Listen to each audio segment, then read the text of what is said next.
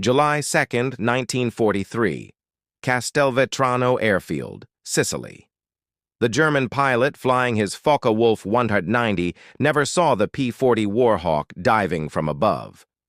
From the clear Sicilian sky, First Lieutenant Charles B. Hall closed in at incredible speed. A young man from Brazil, Indiana, had just carved his name into history. This was more than a personal victory. Hall had become the first black American pilot to shoot down one of Germany's most advanced and feared fighter aircraft. When the ground crews painted the swastika on the side of his P-40 later that day, it marked the beginning of a legacy that would stretch across hundreds of missions and rewrite assumptions held by generals, politicians, and enemies alike. That single emblem represented the first of 112 enemy aircraft that would fall to a group of aviators the Luftwaffe would one day call Schwarze Vogelmenschen, the Black Bird Men. For the Nazis, the very idea of black fighter pilots was unthinkable. Nazi ideology, built on a foundation of racial supremacy, classified black people as Untermensch, subhuman, incapable of mastering advanced machinery, incapable of discipline, and incapable of courage in combat. Their laws even forbade marriage between Germans and people of African descent, cementing their belief in a racial hierarchy. In their worldview, men like Hall simply should not have existed, let alone defeated them in aerial combat. But above the skies of Sicily that summer afternoon, ideology collided with reality. The myth of racial superiority met the cold truth of bullets, discipline, and skill. Charles Hall's victory was not an isolated act. It was the opening note in a symphony of achievements that would stretch from the shores of Italy to the heart of Nazi Germany. Between 1943 and 1945, nearly 1,000 black pilots trained at Tuskegee Army Airfield in Alabama would serve overseas. Known collectively as the Tuskegee Airmen, they were more than just pilots. They were pioneers. They flew fighters, bombers, and transport aircraft. They maintained engines, loaded weapons, and kept squadrons combat-ready under primitive conditions. Their presence alone challenged both Nazi propaganda abroad and Jim Crow segregation at home. Their combat record quickly silenced skeptics. Hall's first kill was followed by dozens more as the 99th Fighter Squadron and later the 332nd Fighter Group gained experience. These men flew 15,000 sorties and 1,578 missions across the Mediterranean and European theaters. They destroyed enemy trains, trucks, and ships, but their greatest contribution came as bomber escorts. In this dangerous duty, where the lives of 10 men in each B-17 or B-24 depended on their protection, the Tuskegee Airmen built a reputation that became legendary among American bomber crews. At a time when many white fighter groups chased personal glory, the Tuskegee pilots followed the command of their leader, Colonel Benjamin O. Davis, Jr. Our job is not to be aces. Our job is to bring the bombers home. That philosophy paid off. Under their protection, bomber groups lost fewer planes to enemy fighters than under almost any other escort wing. To the men flying the bombers, it didn't matter what color their guardians were. They called them Red Tail Angels after the crimson-painted tails of their P-51 Mustangs and prayed for their escort on every mission. The statistics speak for themselves. By war's end, the Tuskegee Airmen had destroyed 112 enemy aircraft in aerial combat, more than 150 on the ground, and even 3 of Germany's revolutionary Me-262 jet fighters. They earned 96 Distinguished Flying Crosses, 14 Bronze Stars, and a Distinguished Unit Citation. But behind the numbers was something far more powerful: the destruction of a myth that had endured for centuries. For the men of Nazi Germany, seeing black pilots outfight their best Luftwaffe aces was a humiliation their ideology could not explain away. For America, it was proof that skill, courage, and dedication knew no racial boundaries. And for Charles Hall, that young lieutenant from Indiana, it was the moment when one bullet burst open the door for hundreds more to follow. The dogfight over Sicily on July 2, 1943, was not just a victory in the air. It was a victory in the war for dignity, equality, and recognition. The Tuskegee Airmen would go on to fight both fascism abroad and racism at home. But on that day, with the smoke of a downed Focke-Wulf rising from the fields below, the future had already shifted. History had taken flight, carried on red-tailed wings. Their path to that first aerial victory did not begin in combat.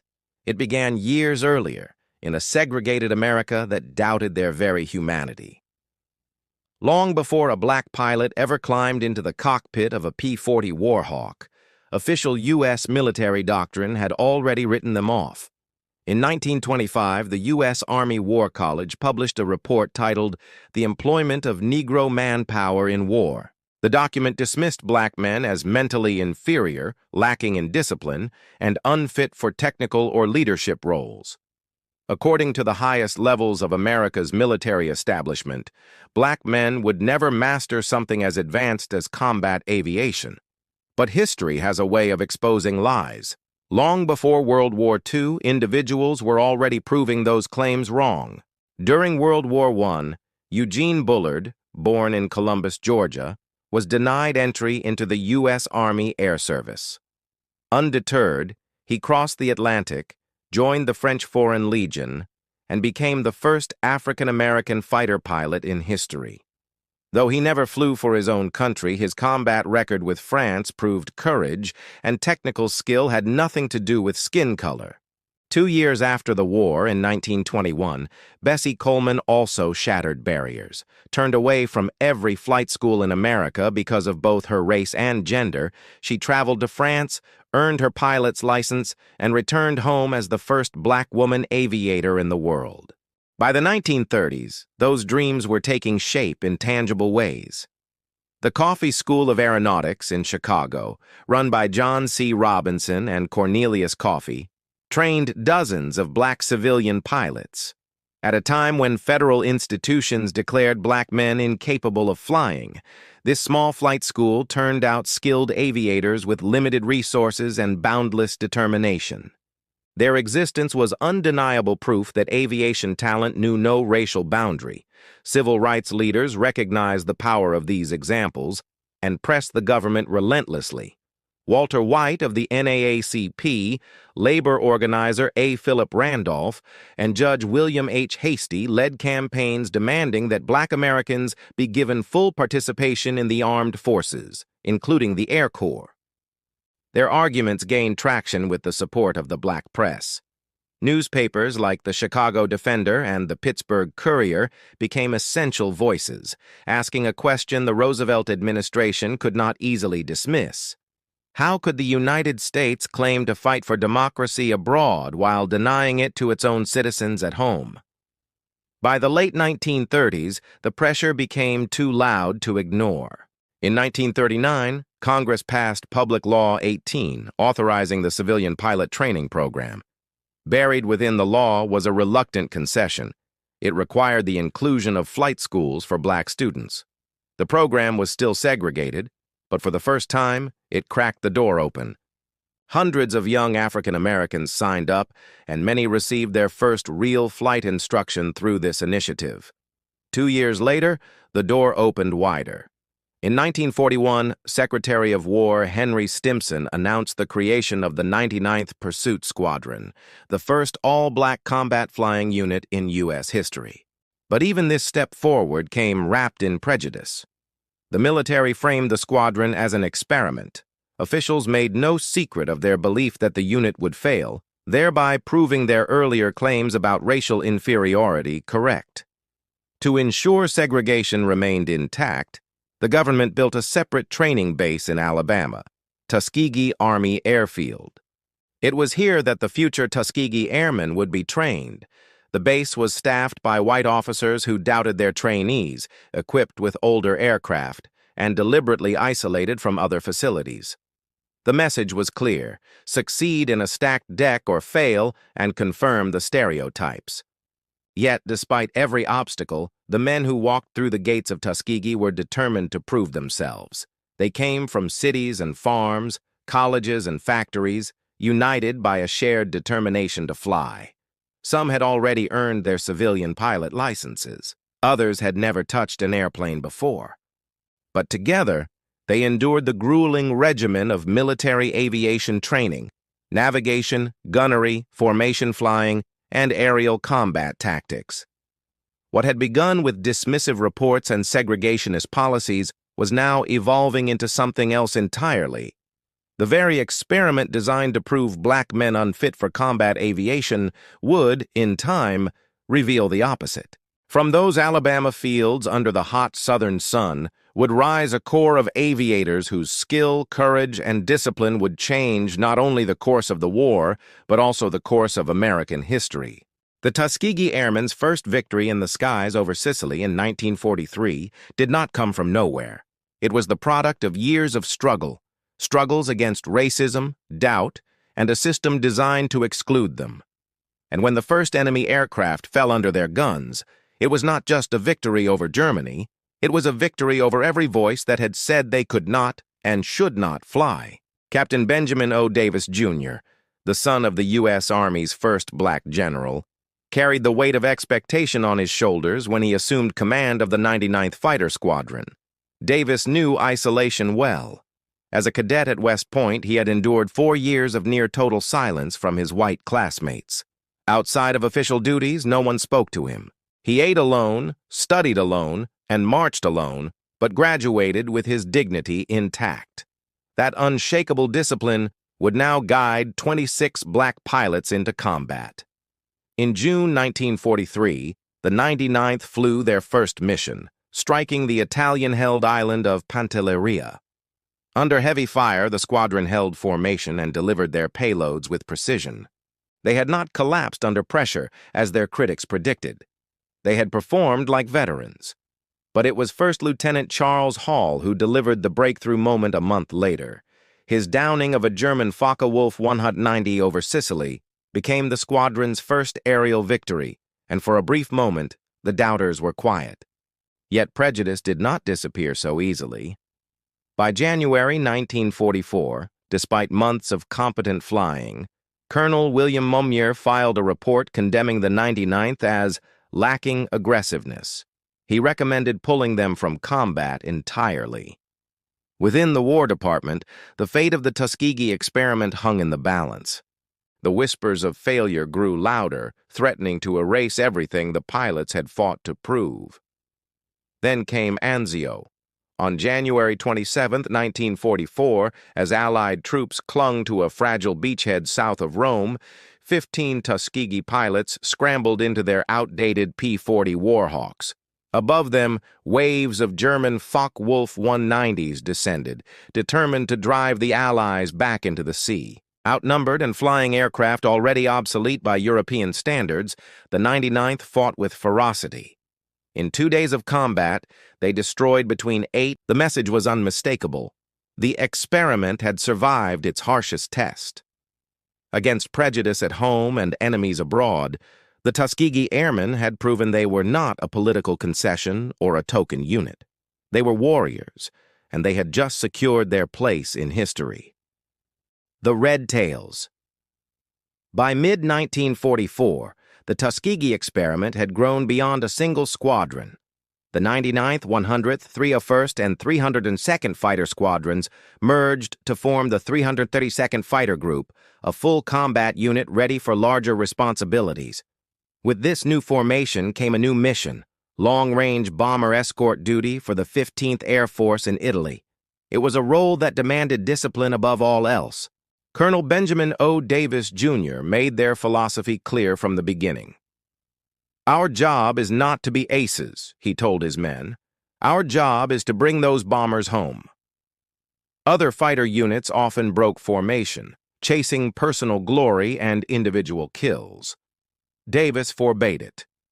The measure of success for the 392nd would not be the number of swastikas painted on their fuselages, but the number of American bombers that returned from each mission. The group's reputation began to spread after they received the sleek, fast P-51 Mustang. Painted with crimson tails for identification, the fighters became instantly recognizable against the blue sky. To the bomber crews, those red tails became a symbol of hope. Most of the men inside the lumbering B-17s and B-24s had no idea their escorts were black.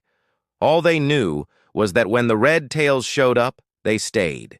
They didn't peel off for dogfights or leave the bombers exposed. Soon, word spread through the airmen's grapevine. Request the red tails if you can. The test of that reputation came on July 18, 1944. That morning, the 332nd escorted bombers bound for Memmingen, deep in Germany. 66 Mustangs flew cover when nearly 100 German fighters swarmed the formation. The skies erupted into chaos. Bombers went down in flames, and 3 red tails never made it back. 15 bombers were lost, heavy casualties, but it could have been far worse. Against overwhelming numbers, the red tails prevented a massacre. Their discipline held, and the mission was completed.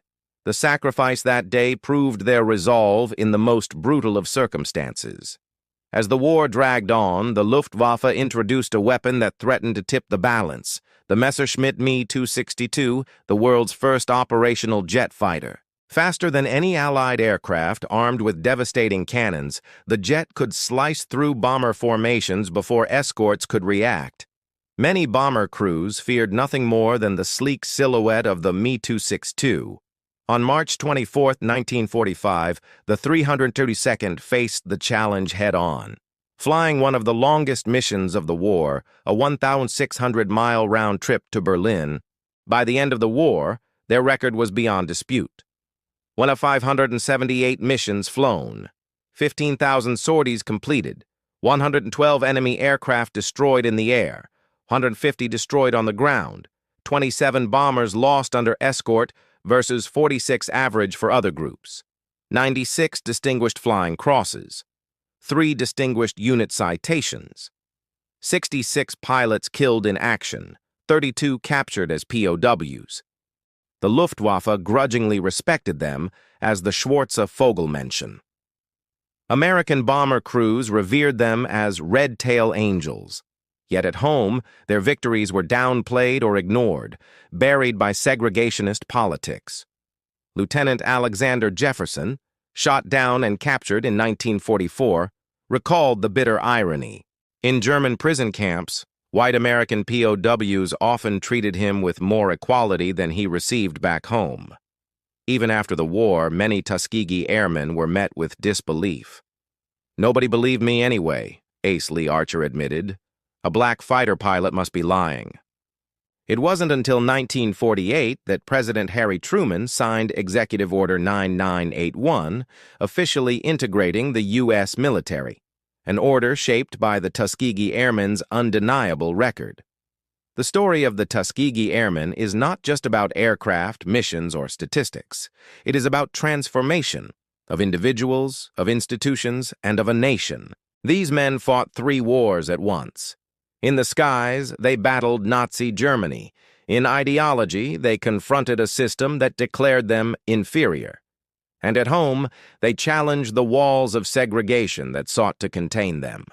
Against odds that seemed insurmountable, they emerged victorious in all 3. Roscoe Brown, one of the pilots who downed a German jet over Berlin, later captured the essence of their struggle. "We didn't just fight the Germans," he said. "We fought ignorance, prejudice, and hatred, and we won all 3. His words were not boastful, but reflective. They spoke for hundreds of airmen whose victories were measured not only in enemy planes destroyed, but also in stereotypes shattered and futures opened. The Tuskegee Airmen proved beyond doubt that courage and excellence have no color. They soared from mockery to respect, from invisibility to legend. In doing so, they reshaped the battlefield and the very nation they served.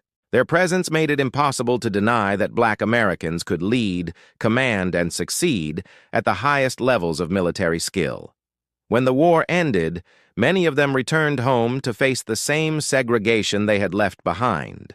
Yet the image of the red tails flying over Europe could not be erased. Their legacy inspired the desegregation of the armed forces in 1948 and laid groundwork for the broader civil rights movement that followed.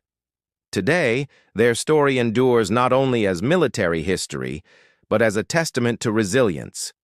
The Tuskegee Airmen rose above the barriers of their time and proved that the sky, like freedom itself, belongs to everyone.